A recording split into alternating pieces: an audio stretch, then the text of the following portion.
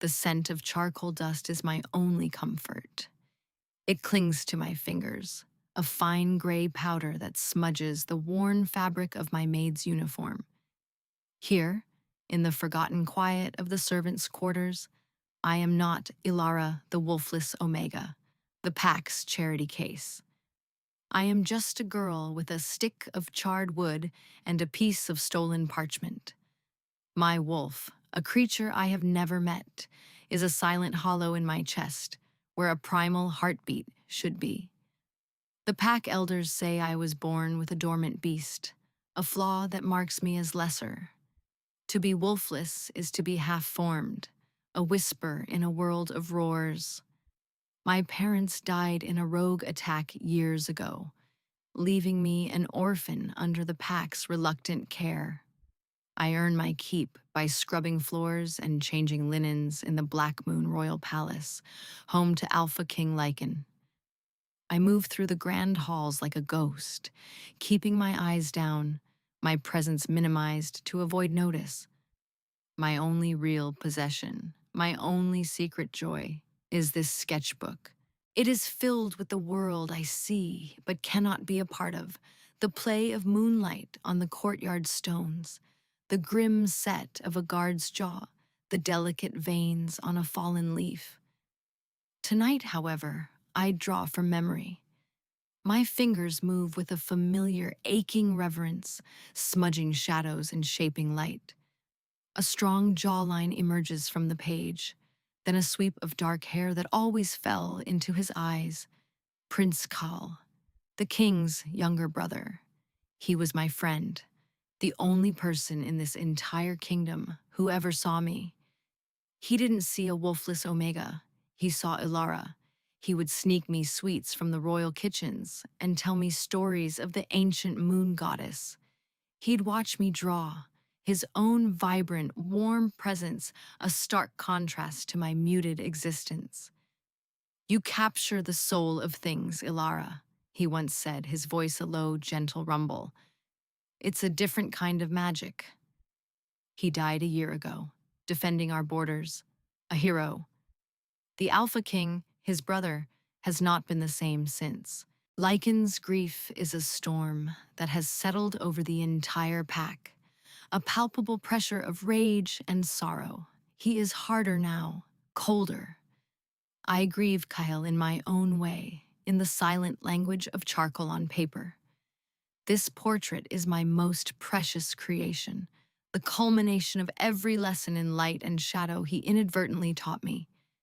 It is Kyle, as I remember him. Not a prince, not a warrior, but a kind boy with laughter in his eyes. Finishing the last highlight on his cheek, a profound sense of peace settles over me.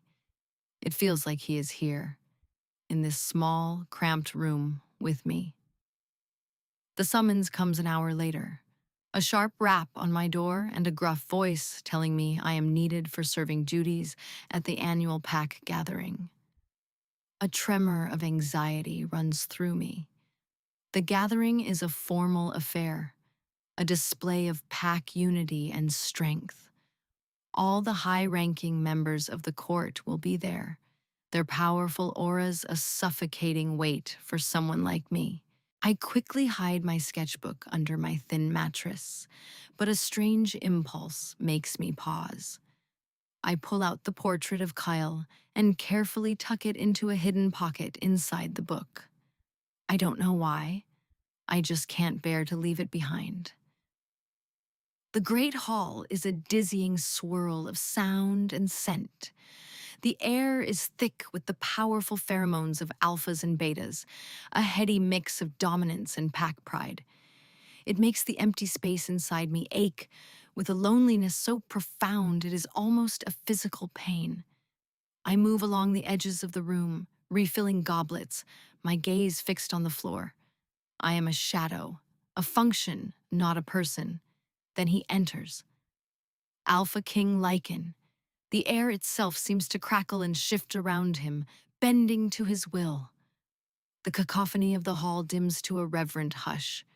He is power incarnate, his presence so immense it feels like a physical force pushing against my chest. He is tall, broader than his brother was, with the same dark hair, but none of Kale's softness. His face is carved from granite, his eyes holding the cold fire of a winter storm. He is a king, forged in grief and duty. My instructions are to serve the head table. My heart hammers against my ribs. I have never been this close to him. I approach with a pitcher of wine, my hands trembling. As I lean forward to fill a goblet, my sketchbook, which I had clutched to my chest for security, slips from my grasp and falls to the floor with a soft thud. I freeze, mortified. Every eye at the table turns to me. I quickly bend to retrieve it, my face burning with shame. But as I rise, my eyes meet the king's, and the world stops. It is not a sound, not a sight, but a scent. A scent that cuts through the thick, cloying perfumes of the hall and strikes me with the force of a physical blow. Pine trees after a winter storm. The clean, sharp scent of frost on cold air. It floods my senses, awakening something deep inside me, the hollow space where my wolf should be. A spark ignites in that void, a tiny, flickering ember of warmth I have never felt before. A single, primal word echoes in the silence of my mind, a voice that is not my own. Mine. I see the recognition in his eyes, too. His formidable composure shatters for a fraction of a second. His nostrils flare, and his gaze locks onto me, stripping away my uniform, my status, my invisibility. In that instant, he sees me. He truly sees me. And I see him, not just the king, but the man. The scent of wild herbs and charcoal, my own scent, is on the air between us, a tangible thing. The fated mate bond, the moon goddess's most sacred gift. For one impossible, breathtaking moment, hope blooms in the barren wasteland of my heart. I, the wolfless Omega, am the Alpha King's mate. The moment shatters as quickly as it began. Hope curdles into pure terror as I watch the shock on his face morph into something else. Disgust, horror, and then a cold, unyielding fury. His eyes sweep over my threadbare uniform, my low status, my obvious lack of a wolf's presence. I can see the war in him, the primal instinct of the bond clashing with the cold logic of a king. His pride, his duty. His lip curls in a sneer. You, he says. His voice a low growl that vibrates through the floor. The word is an accusation, an insult. He looks at me as if I am a disease, a contamination in his pristine world. The warmth in my chest turns to ice. What is this? He demands, his gaze dropping to the sketchbook I am now clutching like a shield. His hand darts out, impossibly fast, and snatches it from me. My breath catches in my throat. No, please, I whisper, the words barely audible. He ignores me. He holds the book as if it's something filthy. He is looking for a weapon, a way to sever this bond so completely, so humiliatingly, that no one will ever doubt his decision. He needs to make an example of me. He flips it open, his expression one of utter contempt. He doesn't see the careful lines, the captured moments. He sees the pathetic hobby of a servant. His eyes land on the portrait of Kull, but he doesn't see it. He doesn't see his brother's face, rendered with more love and care than I possess for anything else in this world. He sees only a piece of paper, a random page in a foolish girl's book. The rage and grief he carries for his brother twists his perception. To him, it is an effrontery that I, a nobody, would dare to even exist in his presence, let alone be chosen for him by the goddess. A wolfless Omega, he announces to the silent, watching court. His voice is laced with venom, The goddess mocks me. She mocks the memory of my brother. She dares to bind my royal bloodline to this. He gestures to me with the sketchbook, his hand shaking with fury. This is not my mate. This is a mistake, an infestation to be purged. My knees feel weak. The pain starts then, a cold blade twisting in my soul. It's the feeling of a thread, ancient and divine, being forcibly severed. Let this be a lesson, he snarls, his eyes burning into mine. The Black Moon Pack does not tolerate weakness. We do not accept flaws. And then, with a guttural roar that rips from his chest, he tears the drawing. The sound is the loudest thing I have ever heard, louder than the roar of 1,000 wolves. The sharp, violent rip of the thick parchment echoes in the sudden, absolute silence of the hall. He tears it once, then again, his powerful hands shredding my heart, my soul, my one beautiful thing. He is destroying the only piece of Kyle I had left. The torn pieces of the portrait flutter from his hand, like dead leaves, landing scattered on the polished marble floor. A fragment showing a kind, laughing eye lands face up near my feet. The pain in my chest explodes. It is a physical agony, a searing, white-hot fire that consumes me from the inside out. The rejected bond is not a metaphor. It is a real, tangible wound, and it feels fatal. I gasp, clutching my chest as I fall to my knees, the world dissolving into a blur of pain and tears. Get this thing out of my sight, Lycan commands, his voice shaking with a rage so profound it borders on madness.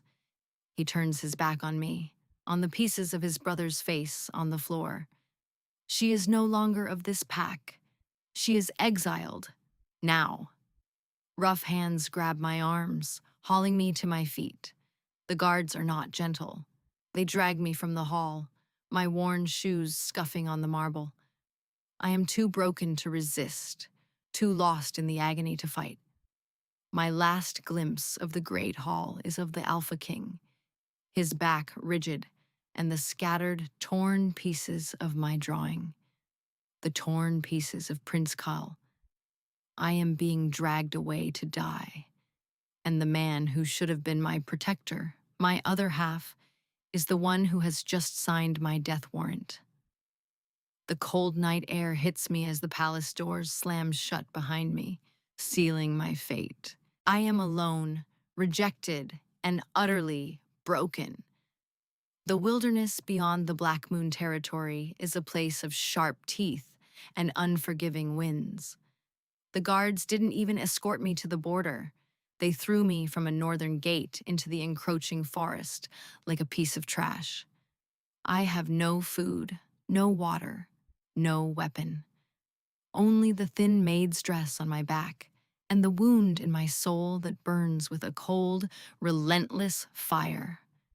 Every breath is a struggle against the crushing weight of the rejected bond. It's a constant physical presence, an icy hand wrapped around my heart, squeezing. It whispers failure, unworthiness, and loneliness into the very marrow of my bones. For days, I wander. I lose track of time. Hunger becomes a dull, familiar ache, secondary to the torment in my chest. Thirst is a fire in my throat. At night, I curl into the hollow of a dead tree, shivering, listening to the predatory calls of creatures I cannot name.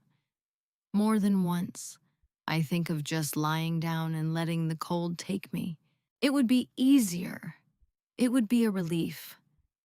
He wanted you to die. A bitter part of my mind whispers, why disappoint him? But then I remember Kale's face, not the torn pieces on the floor, but the way he smiled when I showed him a drawing of a wildflower. The memory is a tiny spark in the overwhelming darkness. He believed in me. He saw something in me worth nurturing. To give up would be to betray that belief, and a stubborn, defiant ember begins to glow within me. I will not die. I will not let Lycan's cruelty be the end of my story. It's on the fifth day, or perhaps the sixth, that I collapse. My body finally gives out. I lie on a bed of damp moss, my vision blurring, the world fading to gray. This is it, I think. This is the end. As my consciousness slips, I feel a strange sensation, a faint warmth in the palms of my hands. It's a gentle, pulsing heat, like holding a sleeping bird. A whisper, not from my own mind, but from the world around me, seems to brush against my awareness. It's the voice of the wind in the leaves, the moonlight on the forest floor. And for the first time, it feels like it's speaking to me. It is a language older than words, a soft hum of energy that seems to seep into my skin, easing the gnawing hunger and soothing the fire of the bond just enough to keep me breathing. I don't understand it, but I cling to it. It's a thread of hope, and it's enough. 3 years pass. 3 years of survival, of change, of becoming someone else entirely. That thread of hope led me south, away from the harsh northern territories and towards whispers of a sanctuary, the Sunstone Enclave, a neutral territory carved into a sun-drenched canyon, a haven for the exiled, the wolfless, the outcasts, and those with gifts that didn't fit into the rigid structure of the packs. I was not the only one to arrive broken, but the Enclave was a place of mending. Here, my flaw was not a flaw at all. Here, being wolfless simply meant you had space for something else to grow. The strange warmth in my hands, the whispers on the wind, were not figments of a dying mind. They were the first stirrings of a power I never knew I possessed. An elder in the Enclave, a woman named Lyra, whose eyes held the wisdom of centuries, recognized it immediately. She told me the stories my mother never had the chance to. I am not wolfless. I am a moonweaver, a descendant of an ancient line of shifters whose power is not in the beast within, but in the world around them. We do not transform our bodies, we transform energy. We can channel the pure, raw magic of the moonlight, weaving it into tangible forms. Our art, she explained, is our focus, our conduit. The realization struck me with the force of a physical blow. The portrait of Kyle, the reason it felt so alive, so real, was because I had unknowingly woven a piece of my magic into it, a thread of my memory of his soul. My art wasn't just a hobby, it was my heritage. The years that followed were a transformation. I shed the skin of Alara the timid maid and began to discover the woman I was meant to be. I trained with Lyra, learning to control my gift. I spent my days not scrubbing floors, but practicing my art with purpose. I learned to draw shields of hard light from the moonbeams, to weave illusions that could fool the sharpest eyes, to create blades of shimmering energy with a few strokes of a charcoal stick. My hands, once soft and used to mending cloth, became calloused and strong. The pain of the rejected bond never truly disappeared. It became a part of me, a cold, hard stone in my chest where my heart used to be. But now I had something to build around it. I built walls of power, of duty, of self-respect. The girl who flinched at a raised voice was gone. In her place was a woman who could command the light itself. The people of the Sunstone Enclave, seeing my growing strength and my fierce dedication to their safety, began to look to me for leadership. When Lyra passed peacefully in her sleep, they chose me to take her place. I became the Lady of the Sunstone, the protector of the outcasts. My name, once whispered with pity, was now spoken with respect, and a little bit of fear in the surrounding territories.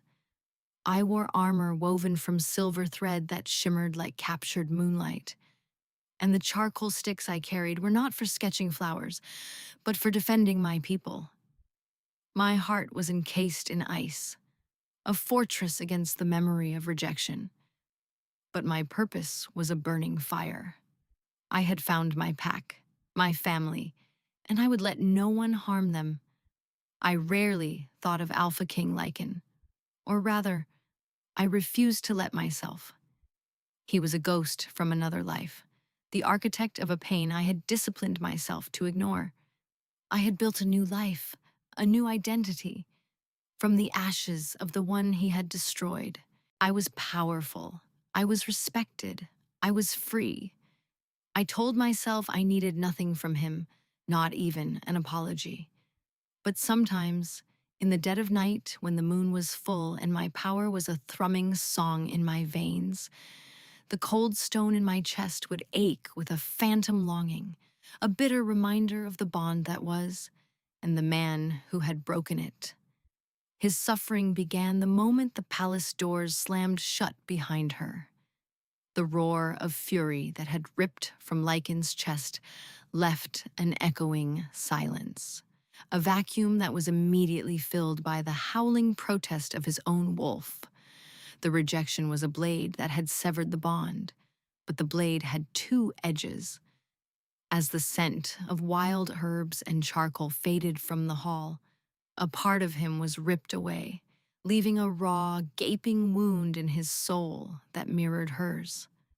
Wrong, his lichen snarled inside his head, the voice a furious, guttural counterpoint to his own thoughts.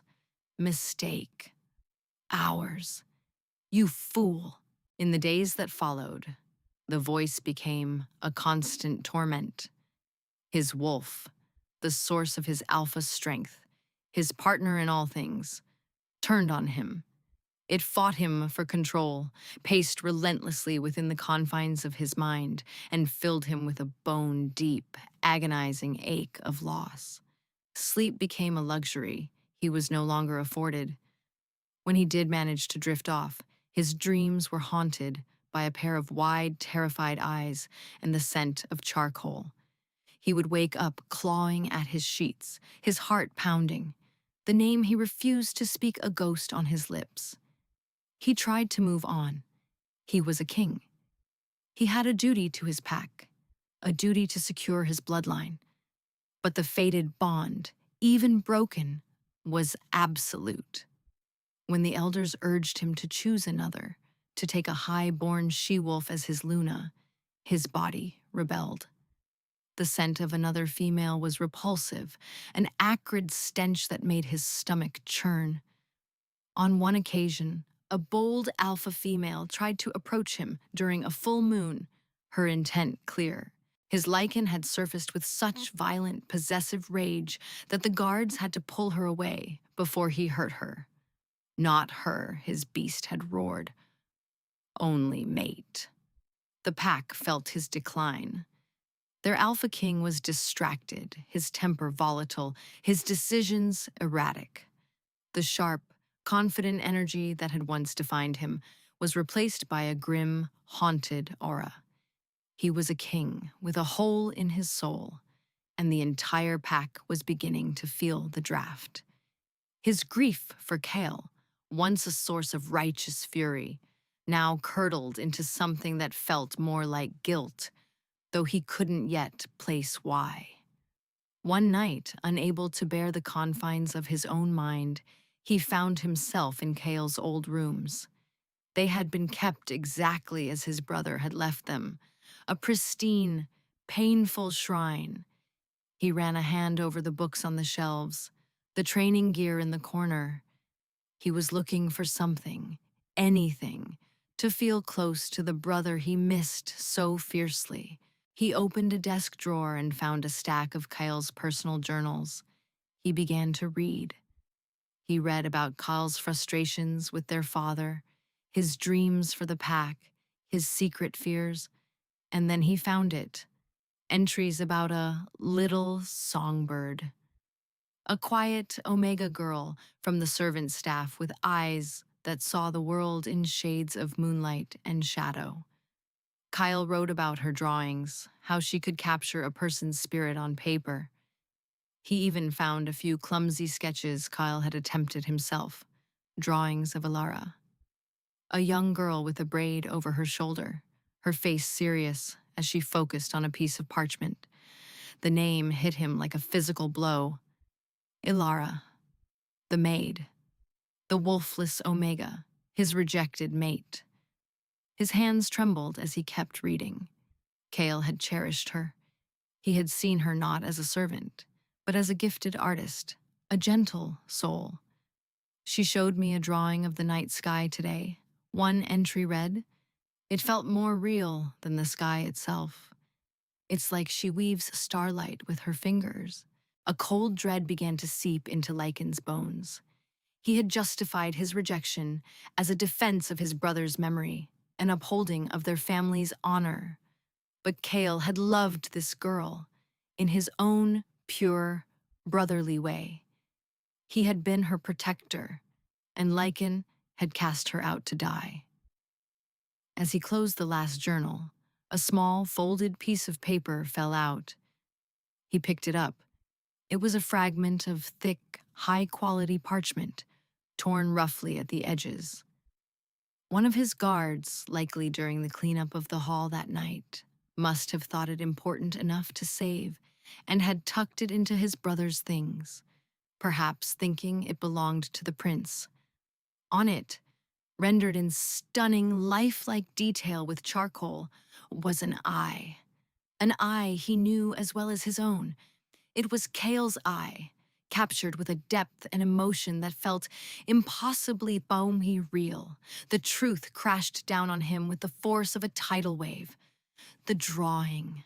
The drawing he had ripped to pieces in his blind rage. It wasn't just some random scribble. It was a portrait of his brother. She had been holding a portrait of Kal. He sank to his knees, the torn piece of paper clutched in his hand. The horror was absolute. He hadn't just rejected his mate. He had desecrated the memory of his brother in the most horrific way imaginable. He had destroyed something Kale would have treasured, and he had destroyed the person Kale had cared for. His wolf's voice was no longer a snarl, but a low, mournful howl of profound pain. "Fool, you destroyed everything." Meanwhile, in the Sunstone Enclave, Ilara was discovering she was not entirely alone. Cassian, the alpha of the Stonecrest clan, a neighboring group of mountain bear shifters, had come to the Enclave to negotiate trade routes. He was a mountain of a man, solid and steady, with a quiet strength that was the antithesis of Lycan's volatile power.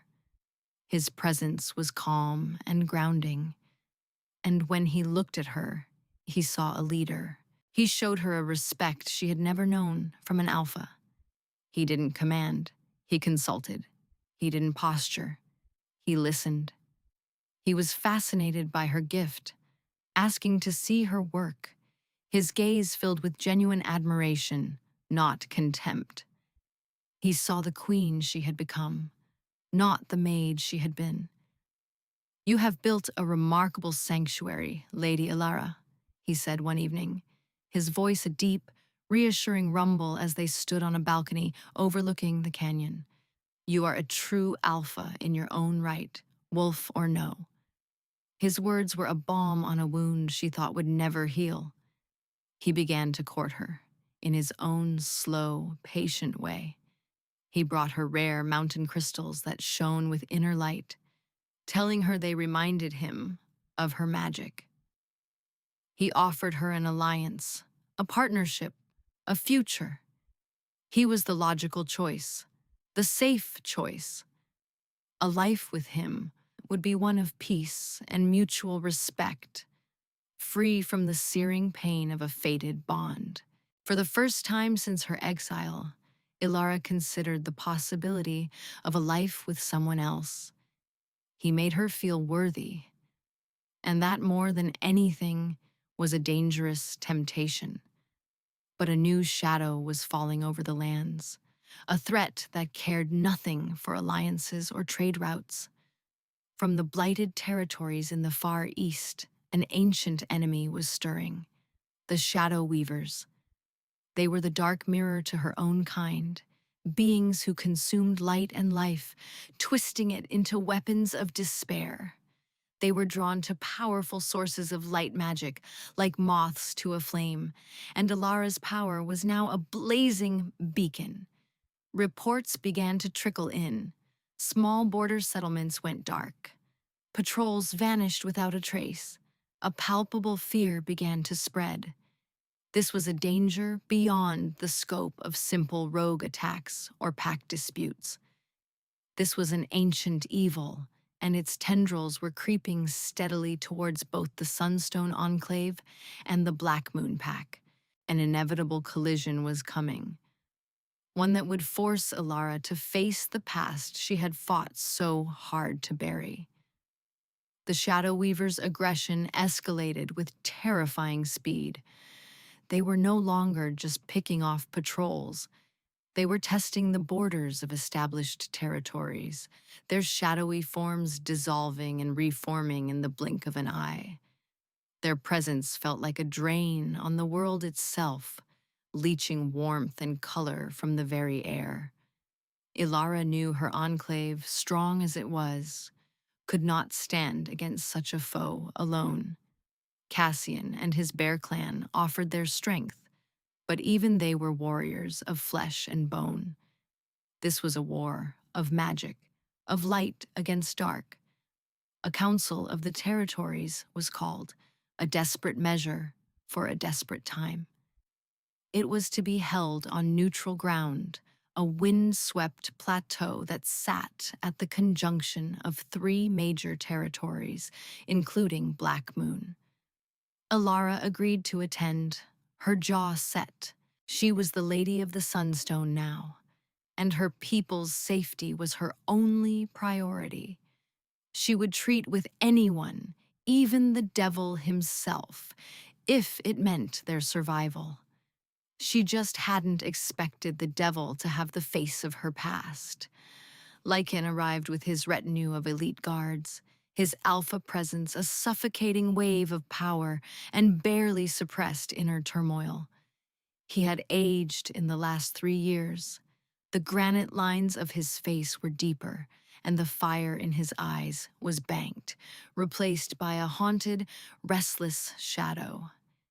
He had come seeking allies, his own pack's resources stretched thin by the shadow incursions. He had heard whispers of a new power rising in the south, a formidable leader of the outcasts, but he had no idea who he was about to face. The leaders gathered in a large, open-sided pavilion. Lycan stood at its center, his gaze sweeping over the assembled alphas. Then, the delegation from the Sunstone Enclave arrived. Ilara entered last. She was not the shivering, threadbare girl he had cast out. She moved with a silent, regal grace, clad in armor of woven silver that seemed to drink the daylight. Her hair was braided with silver cords, and her face, once soft and uncertain, was now a mask of cool, unassailable authority. Lycan's head snapped in her direction as she entered, and the scent hit him: wild herbs and charcoal. It was not a memory this time. It was real, potent, and it struck him with the force of a physical impact, stealing the air from his lungs. His blood turned to fire, his entire being screaming with a recognition so powerful it nearly brought him to his knees. The broken bond, the agonizing, ever-present wound in his soul, flared to life, not with the dull ache of loss, but with the white-hot, undeniable presence of his mate. Mate. His wolf howled, a sound of pure, desperate triumph. Ilara met his gaze across the pavilion. The shock on his face was stark, his regal composure utterly shattered. She, however, allowed no emotion to show on hers. She had prepared for this moment, had schooled her features into an icy mask, but inside, her heart hammered against the cold stone in her chest. The scent of pine and winter frost was a phantom limb, an ache she had forgotten the true intensity of. The bond, a thing she had tried to kill through sheer force of will, surged between them, a live wire of pain, memory, and a terrifying, unwelcome flicker of connection. She saw him take a step towards her, his eyes wide with 1,000 unspoken emotions. Before he could speak, she gave him a slow, deliberate nod of acknowledgement, as one would a stranger, and turned her attention to the council moderator. The dismissal was as sharp and cold as a shard of ice. The council began, and the power dynamic was immediately, brutally clear. Lycan, the Alpha King, was accustomed to commanding any room he entered, but here, his authority meant nothing. Ilara spoke with a calm, chilling precision. She had more knowledge of the enemy than anyone. She laid out the Shadow Weaver's tactics, their weaknesses, their nature. She spoke of light magic and shadow consumption, ancient lore that left the other alphas staring in bewildered silence. She held the room in the palm of her hand. Lycan could not take his eyes off her. He watched the way the other leaders deferred to her, the way Cassian, the burly Stonecrest Alpha, stood at her side, his presence a silent, protective wall. He saw the easy familiarity between them, the way Cassian would lean in to murmur something in her ear, and a venomous, unfamiliar jealousy twisted in his gut. This powerful, respected woman was the girl he had called a thing. The leader they all needed was the Omega he had deemed a flaw. The magnitude of his foolishness was a physical weight crushing him. "We require an alliance," Ilara stated, her voice ringing with authority, her gaze sweeping the room, but pointedly avoiding Lycan. "The Sunstone Enclave will share its knowledge of the enemy. In return, we require warriors to bolster our defenses. We will fight together, or we will fall separately." Lycan finally found his voice, husky with emotion. "The Black Moon Pack will lend its full support." His eyes pleaded with her. "Lady Ilara, we must speak." "All communication will go through official channels, Alpha King," she replied, her tone glacial. "We are here to discuss strategy to save our people. Nothing more." Each word was a perfectly aimed dart, a reminder of his own cold dismissal years ago. She had taken his power, his position, and his own words and turned them against him. He was no longer the king in this equation. He was a supplicant, begging for scraps of attention from a queen of his own making. The proximity was a unique and exquisite form of torture for them both. For him, it was a maddening, desperate craving for something he had thrown away. For her, it was a constant, searing reminder of the deepest pain she had ever known. The alliance was a tense, fragile thing, held together by the common threat. Ilara, a masterful strategist, dictated the terms: joint training exercises, shared patrols, strategy meetings between the leaders. She engineered a situation that forced them into proximity, not out of any desire for reconciliation, but as a calculated torment. She would make him see exactly what he had lost, make him feel the full weight of his rejection every single day. They met in a command tent pitched on the plateau, maps and tactical markers spread across a large wooden table. Ilara was all business, her voice crisp and impersonal as she pointed out the Shadow Weaver's patterns of attack. Lycan stood across from her, his attention fractured. He heard her words, but he was consumed by her presence. The way the lamplight caught the silver in her braid, the focused intensity in her eyes, the faint, maddening scent of her that drove his wolf into a frenzy. "Apologize," his lichen growled, a constant, desperate litany. "Beg. Make her see. Fix this." He tried. After one particularly grueling meeting, as the other leaders filed out, he blocked her path. "Alara, please," he said, his voice raw. "Just 5 minutes." She looked at him, her expression as unreadable as polished stone. "I have nothing to say to you, Lichen." "But I have everything to say to you," he insisted, desperation cracking his kingly facade. "I was a fool, arrogant, blind. There is no excuse for what I did, but I need you to understand." "Understand what?" she interrupted, her voice dangerously soft. "That you were horrified to be mated to a wolfless Omega? That you found me so repulsive you had to humiliate me in front of your entire court? Or that you threw me out to die in the wilderness? Tell me, which part do I not understand?" His face crumpled. Her words were blades, and he let every one of them hit their mark. He deserved this. He deserved all of it. He couldn't hold it in any longer. He found her a few days later, away from the camp, on a rocky outcrop under the rising moon.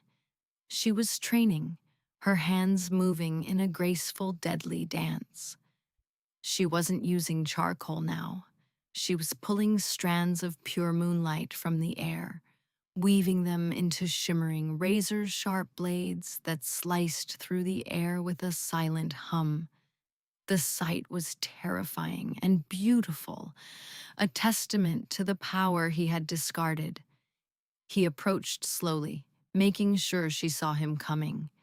She didn't stop her practice, but her movements became tighter, more defensive.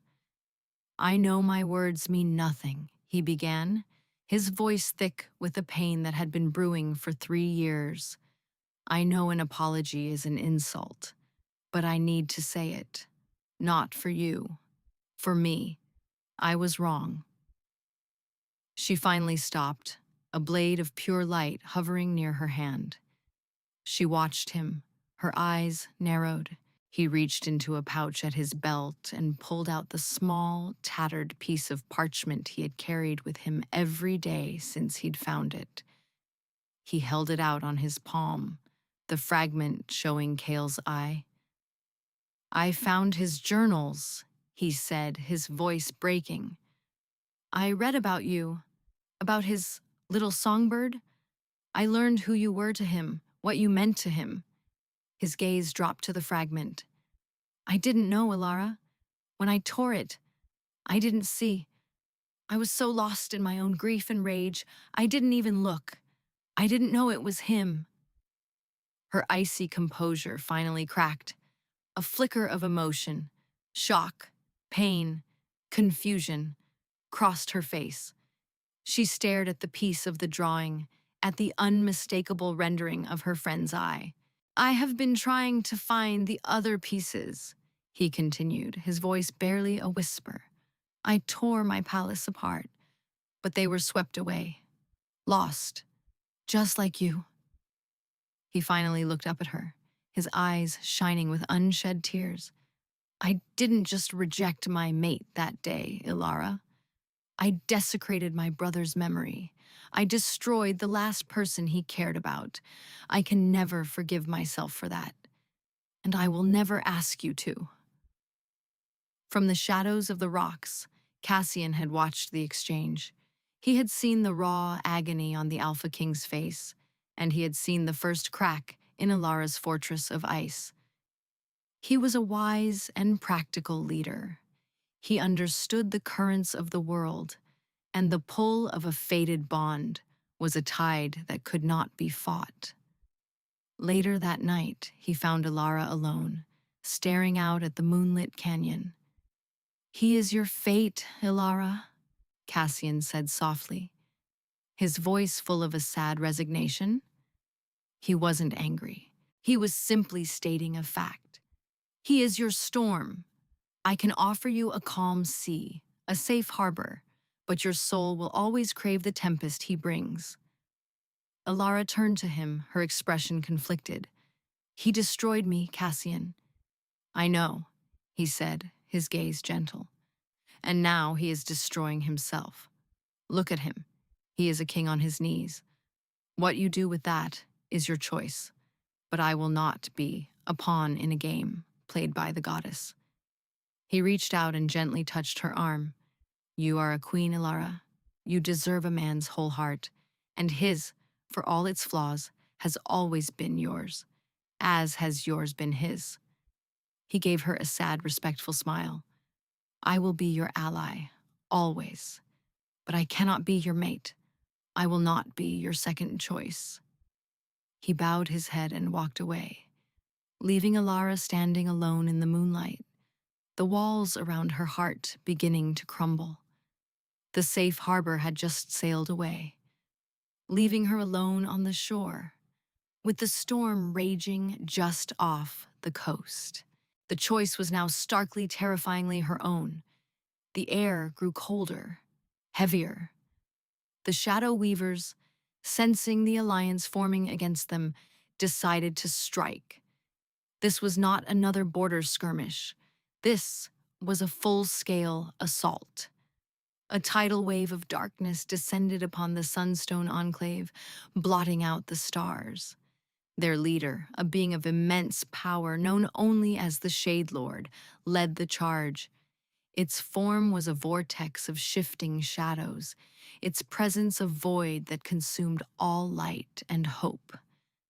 The battle was immediate and brutal. Lycan's wolves crashed against the shadow creatures, their teeth and claws meeting ephemeral darkness that yielded and then reformed. Cassian's bears were living walls of muscle and fur, holding the line with roaring courage. But this was Alara's fight. The Enclave was the heart of the light magic in the region, and she was its heart. The Shade Lord wanted to extinguish her above all others. Alara stood on a high precipice, her hands alight. She was a beacon in the oppressive darkness, weaving nets of pure moonlight to trap swarms of shadow beasts, her light blades scything through their ranks. She fought with a cold, focused fury, every movement precise, every ounce of her power dedicated to protecting the people who had given her a new life. Lycan fought like a man possessed. He moved through the battle with a singular purpose: to stay near her. He was not just a king fighting for his kingdom. He was a wolf protecting his mate, whether she accepted him or not. His Lycan was in full control, a whirlwind of black fur and silver eyes, tearing through any shadow that dared to drift too close to Alara's position. He kept his distance, respecting the invisible wall she had built between them, but he was her shadow, a guardian in the dark. The Shade Lord ignored the chaos of the broader battle. It flowed through the fighting like smoke, its hollow eyes fixed on Alara. It saw her as a rival power source, a light to be devoured. With a chilling, silent shriek that was felt rather than heard, it surged directly towards her. Cassian saw it coming and roared a challenge, throwing his immense bulk in its path. The Shade Lord simply flowed around him, its shadowy tendrils lashing out and sending the great bear shifter flying. Lycan's wolves tried to intercept it, but they were swatted aside like flies. Nothing could stop it.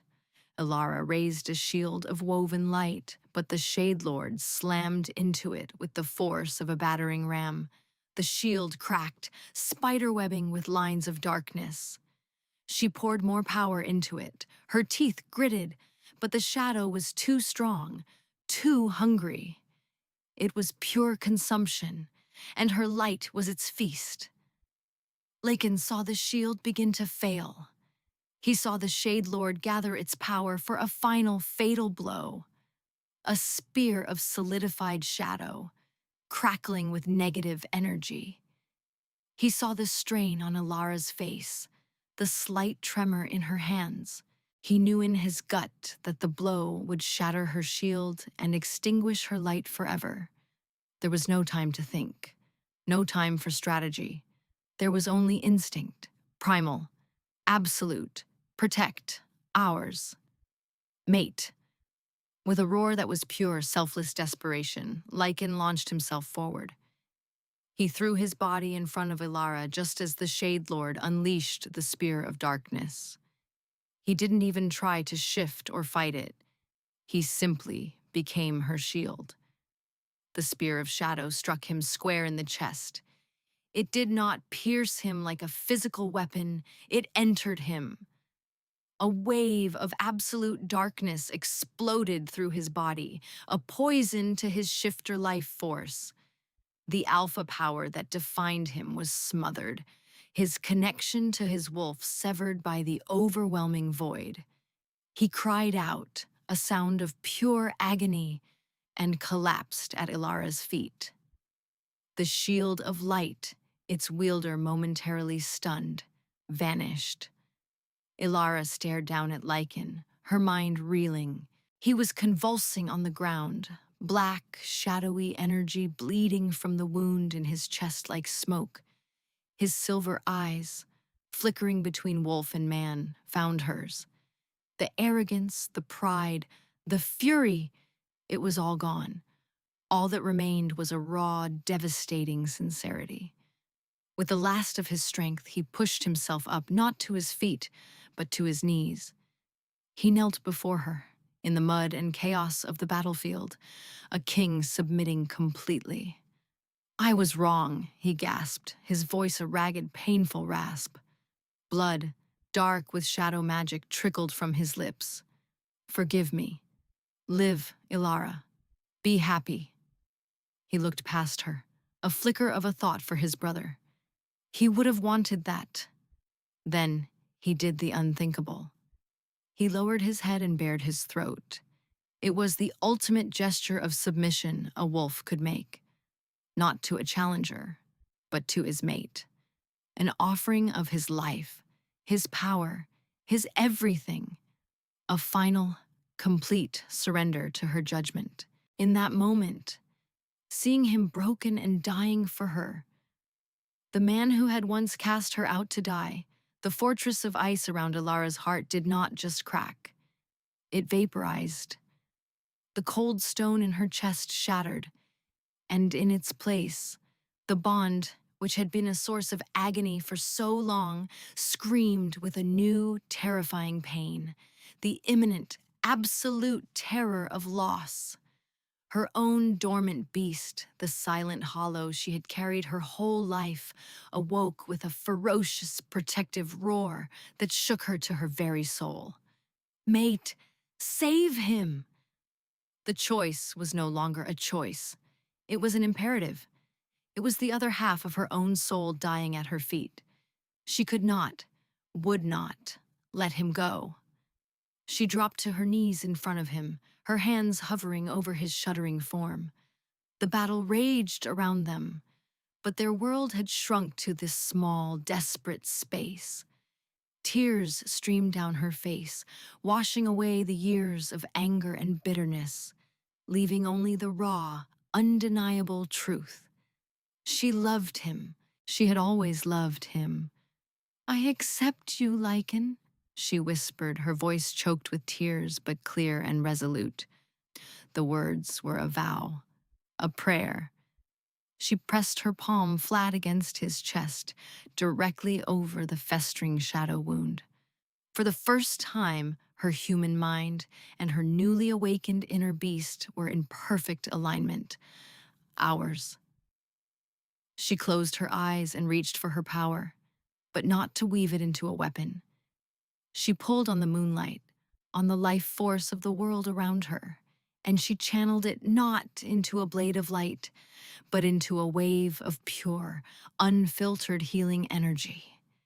It poured from her hand into his body, a torrent of silver and gold. The moment her magic touched his soul, the broken, frayed ends of the mate bond snapped together. It wasn't a gentle mending. It was a supernova. A cataclysmic explosion of power surged between them, the connection completing with the force of a lightning strike. His dark, grounded alpha power, poisoned by shadow, was met by her bright, celestial light magic. Alpha and Weaver, wolf and moon, darkness and light. They didn't just connect, they fused. A column of incandescent light erupted from them, blasting outwards and vaporizing every shadow creature within 100 feet. The Shade Lord, recoiling from the pure, unified power, let out a silent, agonized shriek. Lycan gasped, his eyes flying open. The shadow magic was purged from his body in a violent rush, replaced by the warm, healing light of his mate. His wounds closed. His strength returned, not just restored, but magnified tenfold, now humming with a silver energy it never had before. He felt her power flowing in his veins, and he could feel his own strength grounding her, anchoring her. They were two halves of a whole, and they were finally complete. They rose to their feet together, their hands clasped. They were no longer just an Alpha King and a Moonweaver. They were something more, a single unit, a king and queen reborn in the crucible of battle and forgiveness. The Shade Lord, enraged and perhaps even fearful, gathered itself for one final attack. But it was too late. Ilara looked at Lycan, a silent communication passing between them through the bond. He nodded, his eyes filled with an adoration and trust that healed the last of her scars. She raised her hands, weaving the most complex pattern she had ever attempted.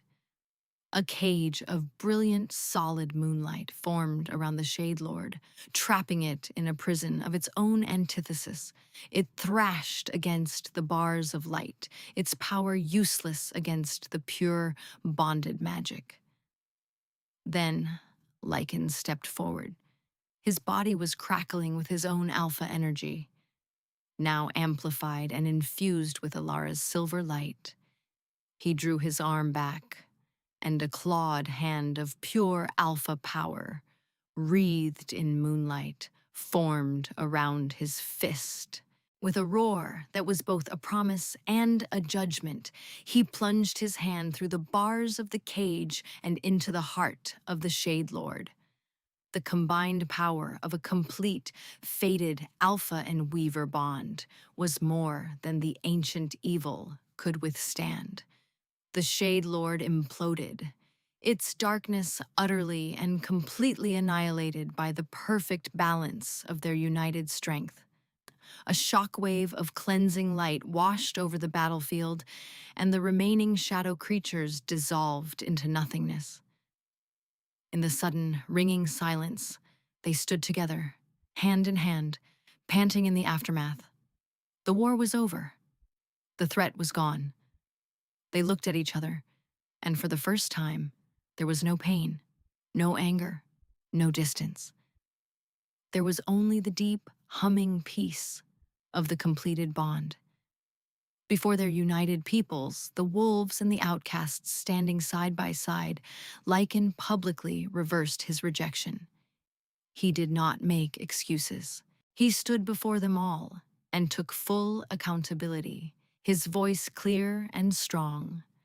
"I was a broken man, ruled by pride and grief," he declared, his eyes never leaving Ilara's.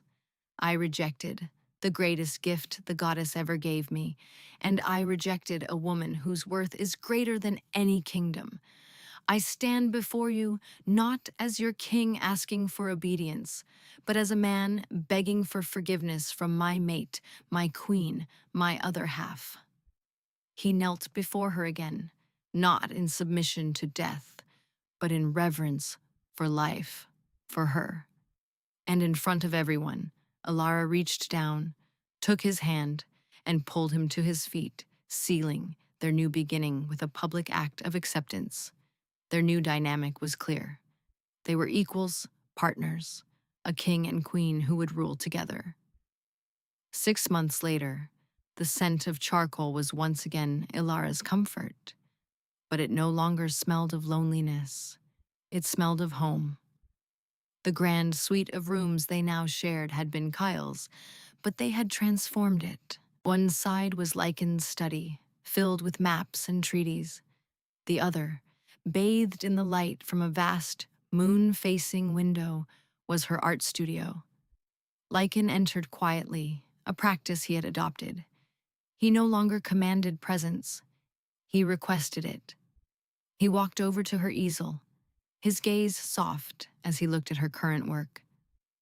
The pain of the past was a scar on their souls, a permanent reminder of the journey they had taken, but the wounds themselves had healed, leaving them stronger than before. She was working on a new portrait. It was Kale. He was smiling, his eyes full of the light she remembered so well. But he wasn't alone this time. Standing beside him, his hand on his brother's shoulder, was Lycan. It was a portrait not of a tragic prince and a grieving king, but of two brothers, finally at peace, united in memory. She had used her magic, just a touch, to imbue it with a feeling of warmth, of family, of forgiveness. Lycan reached out and gently took her hand, his thumb tracing the charcoal smudges on her knuckles. He brought her fingers to his lips, pressing a soft kiss to them. The bond between them hummed, a quiet, steady, and deeply comforting song. It was not the wild, agonizing storm of their reunion, but the deep, calm ocean of their future. "It's beautiful," he murmured, his voice thick with emotion as he gazed at the portrait. "Thank you."